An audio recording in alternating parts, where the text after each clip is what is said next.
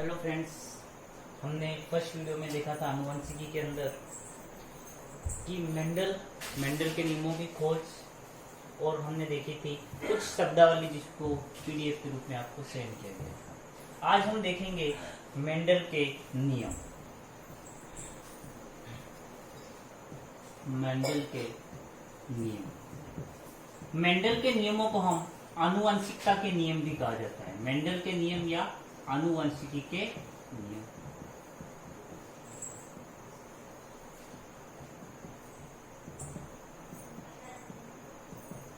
जो मेंडल के नियम या आनुवंशिकी के नियम हैं, ये कुल 3 नियम दिए गए थे। जो पहला नियम है उस नियम को हम कहते हैं प्रभाविता का नियम। कौन सा नियम है? प्रभाविता का नियम।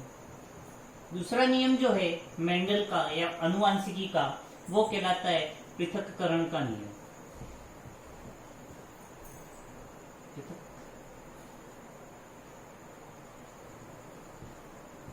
पृथक्करण का नियम। और जो तीसरा नियम है वो है स्वतंत्र अपव्यूहन का नियम। स्वतंत्र अपव्यूहन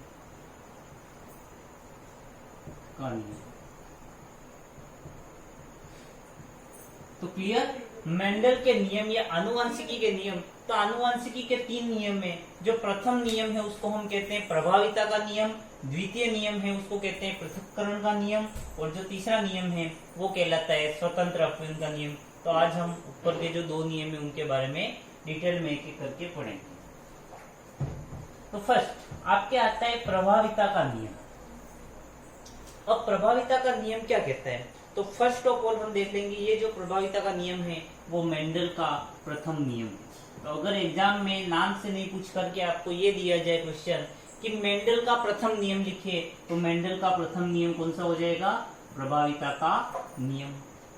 ये जो नियम है प्रभाविता का नियम, वो किस संकरण पर आधारित है? अगर एग्जाम में पूछा जाता है तो मेंडल का जो प्रथम नियम है यानी प्रभाविता का नियम, वो आधारित है एक संकर संकरण पर। किस पर आधारित है? एक संकर संकरण। अब हमने परिभाषा में देखा था एक संकर संकरण क्या है? तो ऐसा संकरण जिसमें किसी एक लक्षण की वंशागति का अध्ययन किया जाता है। तो एक संकर संकरण क्या हो गया? वह ऐसा संकरण जिसके अंदर किसी एक लक्षण की वंशागति का अध्ययन किया जाएगा, एक संकर संकरण कहलाएगा। प्रथम नियम है कौन सा नियम? प्रभाविता का नियम। अब देख लेते हैं ये नियम कहता क्या है। तो इस नियम के अनुसार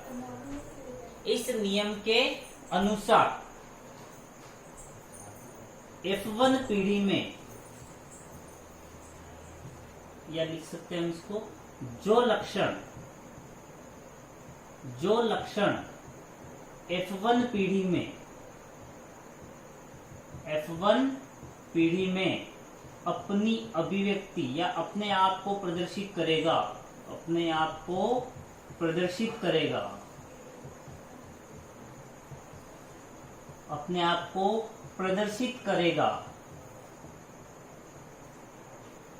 प्रभावी लक्षण कहलाएगा। प्रभावी लक्षण।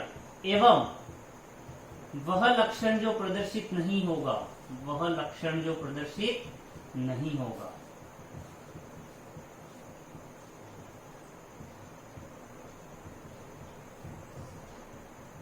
अप्रभावी लक्षण कहलाएगा।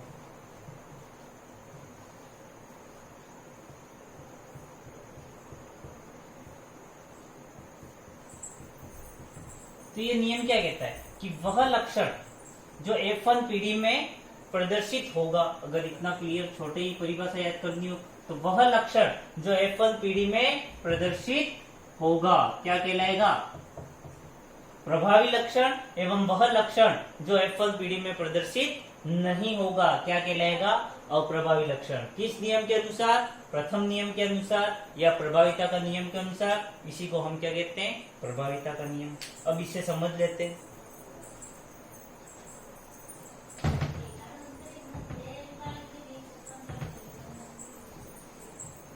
तो हमने एक शुद्ध लंबा वादक लिया, ये एक शुद्ध लंबा लिया, इसके अंदर आ गए दोनों कैपिटल टी।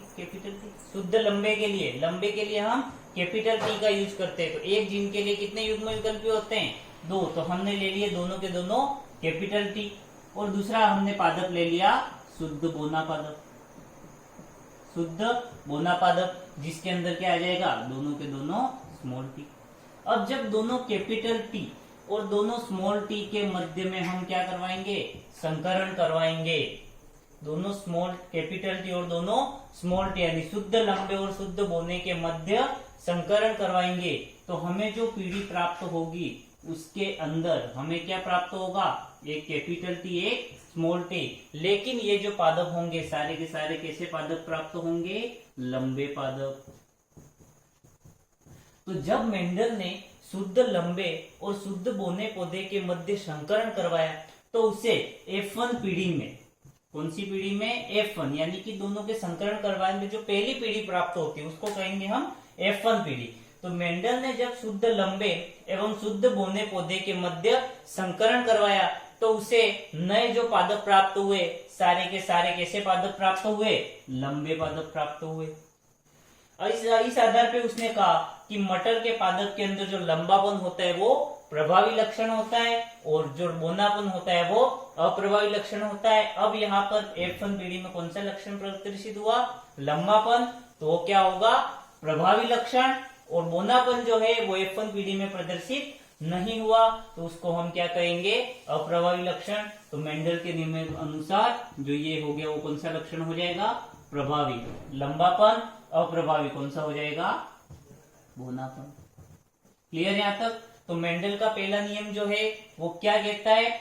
वह लक्षण जो F1 पीढ़ी में अपनी अभिव्यक्ति दर्शाएगा या वह लक्षण जो F1 पीढ़ी में प्रदर्शित होगा प्रभावी लक्षण कहलाएगा। वह लक्षण जो F1 पीढ़ी में प्रदर्शित नहीं होगा अप्रभावी लक्षण कहलाएगा। हमने शुद्ध लंबे शुद्ध बोने पौधे के मध्य संकरण करवाया, हमें जो F1 पीढ़ी प्राप्त हुई उसके अंदर सारे के सारे पादप कैसे प्राप्त हुए? लंबे प्राप्त हुए, जो क्या दर्शाता है कि प्रभावी लक्षण कौन सा है? लंबा। अप्रभावी लक्षण कौन सा है? बोना। अब हम आगे बात करेंगे मेंडल के दूसरे नियम की, द्वितीय नियम या आनुवंशिकी का द्वितीय नियम। तो जो द्वितीय नियम है आनुवंशिकी का वो कहलाता है पृथक्करण का नियम।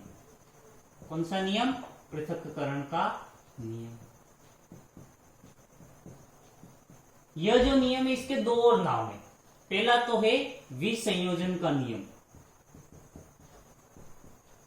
तो अगर एग्जाम में पृथक्करण के नियम से नहीं पूछा और पूछ क्या लिया? विसंयोजन का नियम लिखिए, तो भी आपको कौन सा लिखना है? यही नियम लिखना है। या फिर इसमें पूछ लिया युग्मकों की शुद्धता का नियम, युग्मकों की शुद्धता का नियम।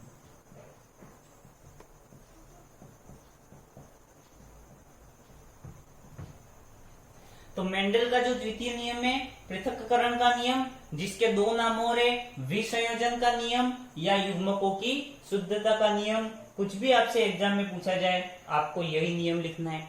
अब यह नियम क्या कहता है कि F1 पीढ़ी में हमने जो संकर प्राप्त किया, एक कैपिटल टी था एक स्मॉल टी, तो F1 पीढ़ी से प्राप्त संकर में जब संकरण करवाए जाते हैं, यानी कि ये जो पादप है दोनों के दोनों F1 पीढ़ी में जो पादप प्राप्त हुए उनके मध्य में जब संकरण करवाया जाता है तो युग्मक निर्माण के समय दोनों के दोनों युग्म विकल्पी अलग अलग युग्मकों में चले जाते हैं। अब इस नियम को लिखते हुए हम समझते हैं।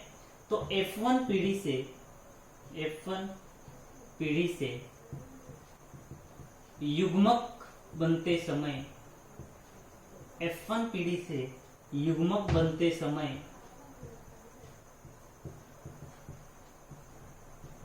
दोनों युग्म विकल्पी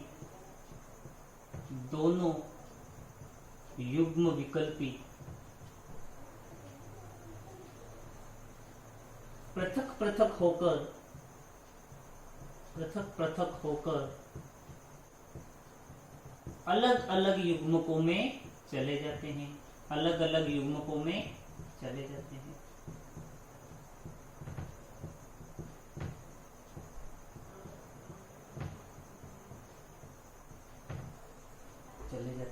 इसे ही हम क्या कहते हैं, पृथक्करण का नियम। तो पृथक्करण का नियम या मेंडल का दूसरा नियम क्या हो गया, F1 पीढ़ी से युग्मक बनते समय, यानी F1 पीढ़ी में आपके जो संकर प्राप्त हुआ था, एक कैपिटल टी एक स्मॉल टी, इससे जब युग्मक का निर्माण होगा तब दोनों युग्म विकल्पी, यानी कि एक कैपिटल टी एक स्मॉल टी, ये दोनों जो युग्म विकल्पी हैं दोनों अलग अलग होकर के अलग अलग युग्मकों के अंदर चले जाएंगे। अब यहाँ पे पृथक होकर के हो रहा है, इसीलिए इस नियम को हम क्या कहते हैं, पृथक्करण का नियम। विसंयोजन का नियम यानी कि अलग अलग चले जाना, तो अलग अलग युग्मकों के अंदर चले जा रहे हैं इसलिए इसको विसंयोजित कह रहे हैं। युग्मकों की शुद्धता यानी कि अलग अलग चले जा रहे हैं, एक दूसरे के अंदर मिक्स नहीं हो रहे, यानी युग्मक जो है वो शुद्ध रहेंगे, इसलिए इसको युग्मकों की शुद्धता का नियम भी कहा जाता है। तो पृथक्करण का नियम क्या कह रहा है, F1 पीढ़ी से युग्मक बनते समय या F1 पीढ़ी के संकर से, F1 पीढ़ी के संकर से युग्मक बनते समय दोनों युग्म विकल्पी पृथक पृथक होकर के अलग अलग युग्मकों में चले जाते हैं। इसी नियम को हम क्या कहते हैं, पृथक्करण का नियम। अब इसको समझ लेते हैं।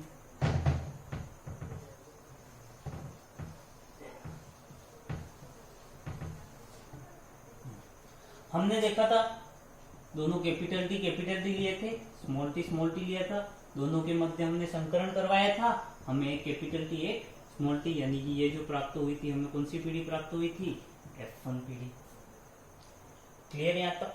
अब आगे ये जो F1 पीढ़ी है हम उसी के मध्य संकरण करवाएंगे, यानी कि एक पादप ये एक पादप ये, दोनों के दोनों F1 पीढ़ी के लिए इनके मध्य संकरण करवाया, क्या हो जाएगा, ये कैपिटल टी आ गया, ये स्मॉल टी, ये कैपिटल टी ये स्मॉल टी, संकरण करवाएं तो फर्स्ट ये, चलो भाई ये करवा दिया, एक कैपिटल टी एक स्मॉल टी। दूसरा हमने करवा दिया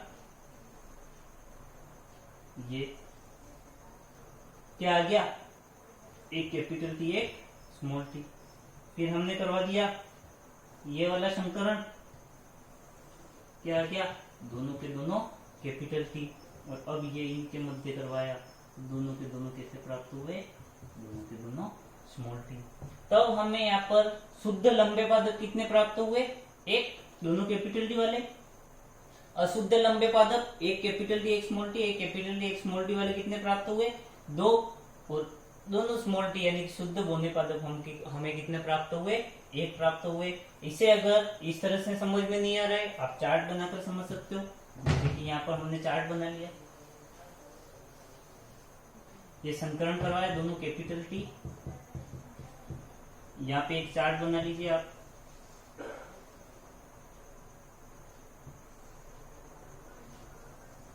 ये एक कैपिटल टी एक स्मॉल टी, हमने ये एक कैपिटल टी एक स्मॉल टी लिख दिया।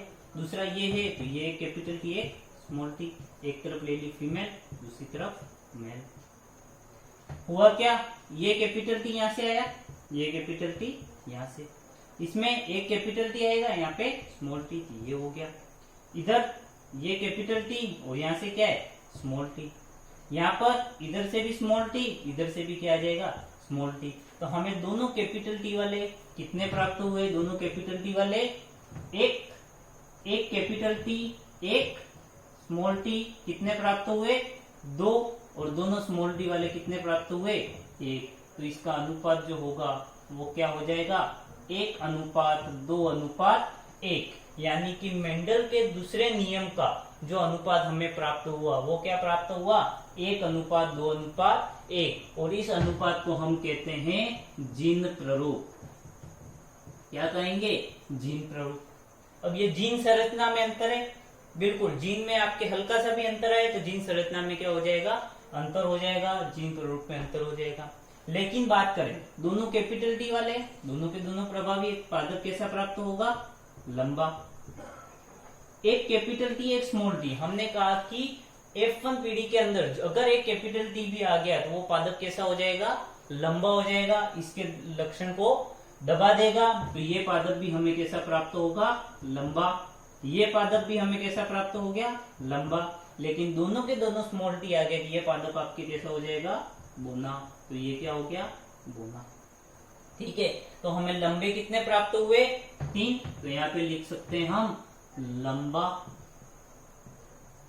अनुपात बोना। तो लंबे कितने हैं? 3, बोने कितने हुए? 1। ये 3 लंबे 1 बोना, इसको हम कहते हैं लक्षण प्रारूप। क्या कहेंगे? लक्षण प्रारूप। अगर अंग्रेजी की बात करें तो इसको बोलते हैं फिनोटाइप और इसको बोलते हैं जीनोटाइप। तो क्लियर? मेंडल के दोनों नियम पढ़े आज हमने, प्रभाविता का नियम, पृथक्करण का नियम। मेंडल के कुल कितने नियम होते हैं? 3 नियम। आगे इन नियमों के बारे में डिटेल में हम कल पढ़ेंगे।